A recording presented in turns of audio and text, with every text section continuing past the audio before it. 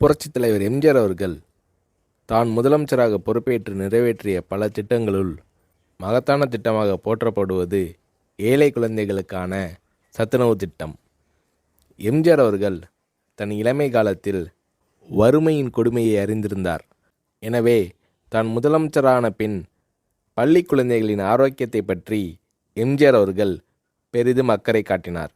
பள்ளிகளில் படிக்கும் ஏழை குழந்தைகள் பலர் சத்தான உணவு இன்றி மெலிந்தும் நோய்வாய்ப்பட்டும் இருப்பதைக் கண்டு மனம் வருந்தினார் எம்ஜிஆர்.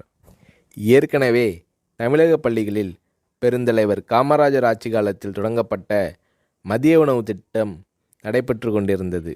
எம்ஜிஆர் அத்திட்டத்தை 1/7/1982 அன்று சத்துணவு திட்டம் என்ற பெயரில் பயனுள்ள திட்டமாக மாற்றினார்.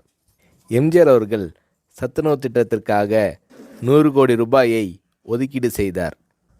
முட்டை, காய்கறிகள் அதிகம் கலந்த சத்துள்ள உணவு 5 முதல் 14 வயது வரை உள்ள குழந்தைகளுக்கு வழங்கப்பட வேண்டும் என்பதே சத்துணவு திட்டத்தின் குறிக்கோளாகும்.